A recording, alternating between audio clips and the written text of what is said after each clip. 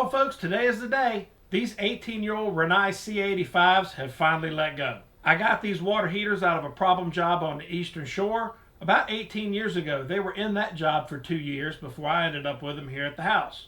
We were building it, so I put them in here to see if they would run, and sure enough, it was a job-related problem. These heaters did fine for the first 8 years.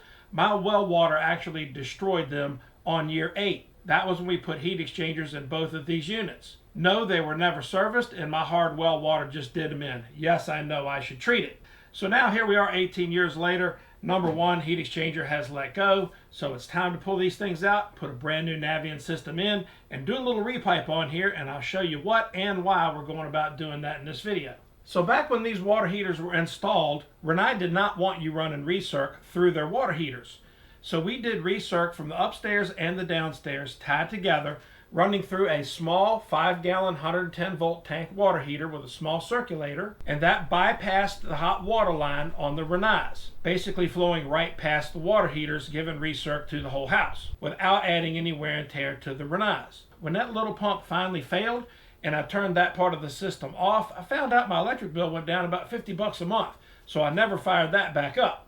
We're going to fix all that in this video as well and have new recirc controlled by and handled by the internal pumps in the Naviens. We also fed the Rinnais through a de-superheater from my geothermal system using a standard 80-gallon electric tank water heater as a big fat thermos, running it through a mixing valve and feeding the Rinnais 90-degree water for free. The idea here was to help use less energy and less propane to make hot water, which also worked fine. When my de-superheater no longer works, and quite frankly, I never noticed an increase in the propane bill. So all of that is coming out too.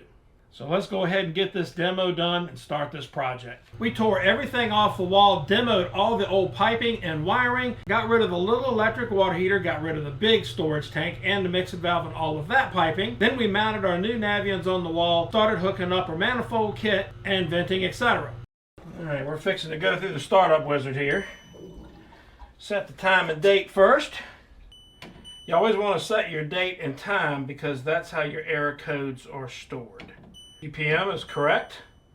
Natural gas, got to arrow down to propane. That completes our conversion. Has the gas orifice already been changed? Yes, it has. Selected installation, elevation, nope, we're not going to do that. That defaults. Yes, that's the correct elevation. For now, we're going to do no recirc. We'll set that later. And time and everything is done. No recirc is set. Basic setup complete. All right. Now let's do this one. It is 20.5. Okay. 5, 10, $1,500. No change yet. 1752. There we go. GPM, propane, yes. Natural gas orifice been changed, yes it has. Elevation, we default that because we don't have any here, yes. No recirc for now. We'll get to that in a minute. Basic setting complete. And you see the LP shows that it's been converted. So now I'm going to go through here and set up the cascade. We're going to hit the menu and the back button at the same time. Hold it for about 3 seconds. Go to Cascades, installer menu. Password is 1, 2, 3, 4. We want to go down to Cascade System Settings, Start, now addressing, and it shows you the other one showing system addressing. So press the OK button for 3 seconds. There you go. ID1 allocated. Press OK. Now it shows S1 on this one and master on that one, or main and sub. Now we're going to set up our recirc. On the main unit, hit the M button, go to recirculating settings, hit OK. We're going to go to external recirc, OK. Set the internal recirc valve to external position. That's this little black valve way up in here. That little valve right down there. I'm going to try to reach in. that valve with your fingertip, just push it down. There you go, so that's in the external position. Okay. Is the external pump connected to the water heater PC board? No. External, always on. Let's set this up just for right now for always on because we want to run this pump. Okay. There goes the circulator, just firing up the heater. And there is the after shot. That is 2 Navien NPE240A2s converted to LP gas. Part of the rework was this recirc line, which is right there.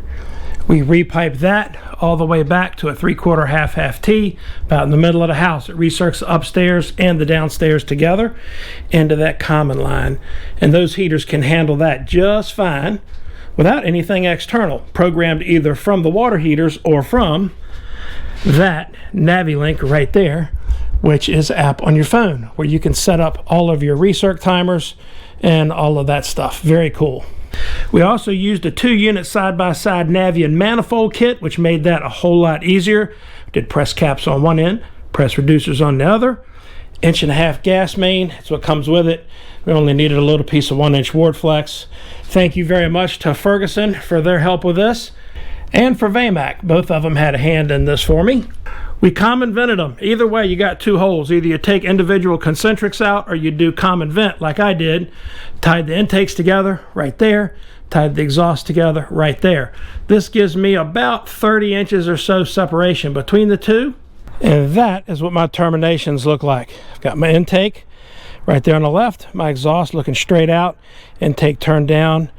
It's also a little bit higher than the intake, which is a good thing. And like I said, they're about 30 inches separation. That's what one of those installs is supposed to look like. We also cut in a couple Caleffi serviceable check valves.